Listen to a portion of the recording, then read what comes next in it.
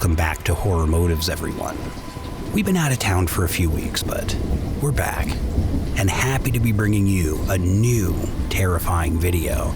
We hope you enjoy it. We just wanted to say that we'll be bringing you more chilling stories and encounters very soon with lots of new content lined up. We're glad to have you back here in our terrifying world. If you can, like, comment, and share. And for all of you new faces out there, subscribe for more haunting videos, and above all, remember, fear lies within.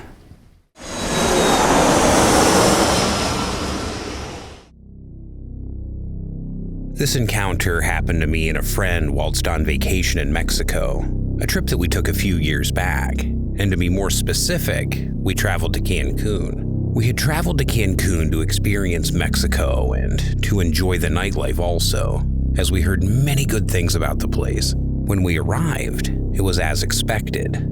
Fantastic. The hotel we stayed at? Amazing. Right on the beachfront. Like many of the hotels there, the seawater clear blue and so inviting. It was just an amazing destination. We hadn't been here before, so the place was new to us. We decided that the first few nights we'd explore the main strip, check out a few bars and clubs, and see what places we liked, as there was plenty to choose from. The main part of the strip itself, where all the clubs were, was around a 20-minute walk from our hotel, and most nights, we would do that walk instead of getting cabs. Our first few nights were amazing. We were having a great time and meeting some great people. The clubs were a crazy experience, nothing like we had seen before. I mean, of course, we'd been to clubs, but the nightlife there was just wild. It was our fifth night when the vacation took a turn for the worse, and we saw another side of the place. It was around 3 a.m., and we were leaving one of the clubs. We'd been out for a while, and we'd had a lot to drink. We were in two minds as to whether to move to another bar or head back to the hotel. After one more drink and thinking about the walk back to the hotel, we decided to head back.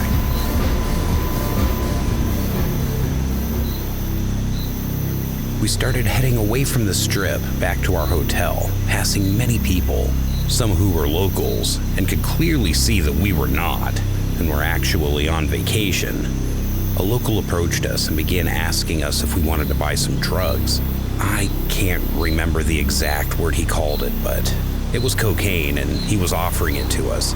We weren't really into drugs or in any state to have drugs at this point, so we said no and continued walking. But the man kept following us for a few minutes, persisting and insisting that we buy off of him. As we continued to walk and repeatedly said no, we began to ignore the guy, and at this point, I think he got the hint as he angrily shouted something at us in Mexican, clearly an insult, and he stormed off. We laughed about the situation as we continued our way back. The sights of people began to get fewer and further between. We were halfway through our walk when my friend stated that he needed to pee and he couldn't hold it anymore. I told him we weren't that far away from our hotel and he should just wait, but again he said he couldn't. We were walking down a road that ran along a tree line. Behind the tree lining were lagoons, and every half mile or so there was a small pathway that led away from the road, presumably down toward the lagoon, and as my friend insisted he couldn't hold it anymore, as soon as we saw another opening, he began to make his way down to go to the toilet. At the entrance there was a clear sign. The sign displayed was basically saying "Do not enter" with the picture of an alligator on it. Pretty much a warning, don't go down and don't go close to the lagoon edge as there were alligators in the area, obviously. I told my friend not to bother and just wait until we got back to the hotel, but as I said this, he wandered down there anyway, stating he'd only be a second. It wasn't so much the sign that bothered me, as I knew he wouldn't stray too close to the edge, but you just didn't know how far one would come out. As I looked down the path, I could no longer see him. As I waited, I saw a police car slowing down as it drove up the road towards me. It slowly passed me, and both officers in the car gave me a stern glare as they passed. Thought nothing of it as it passed, until I heard the sound of sirens. As I turned, the police car had done a 180 and was heading back down towards me. It pulled up to a halt behind me and the two officers stepped out of the car, and they stared at me as they walked towards me. They started speaking to me in their own language. I didn't understand what they were saying, and they could clearly see that. The one began to laugh as he could probably see I was becoming nervous, not knowing what they were saying. He then asked me what I was doing in English, which I could then understand. I told them I was just waiting for my friend who had gone down the pathway as he needed the toilet. Both officers looked down and then started talking in their own language again. As they did, my friend came back into view as he appeared walking out of the pathway. He looked surprised to see the two officers and asked me what was going on. As he did, the officers began talking to him in their own language, and one approached him. Not knowing what they were saying, my friend told them this. The officer began shouting at him, asking him what he was doing down there. Becoming uncomfortable, my friend stated he just needed the toilet and he had to pee. The officer began to shout we were lying and that he was doing drugs down there. Shocked by the situation, I tried to calm it down by saying there were no drugs. We were just on the way back to our hotel. This seemed to rile them up more as the officers grabbed my friend, dragging him towards the car and slamming him up against it. Shocked, I approached them, trying to get them to let him go, but then to my horror, the one officer drew his gun, pointing it at me, telling me not to move. My heart began to beat out of my chest. I didn't know what the hell was happening. I could see the fear on my friend's face as the other officer pinned him down on the car, demanding to know what he was doing down there and asking him if he was doing drugs. He screamed he had no drugs, and he only went down that path to pee, and that was the truth. The officer then pulled his gun towards my friend and placed it on his neck. I could not believe what was happening and why they were being so aggressive. They patted my friend's pockets down, and of course there were no drugs. The one officer then turned back to me and he smiled, and what he said next shocked me. But straight away I knew what this was. He proceeded to say if we didn't want them taking my friend off to prison to spend the night with the locals, then we would have to pay them 5,000 pesos to let him go.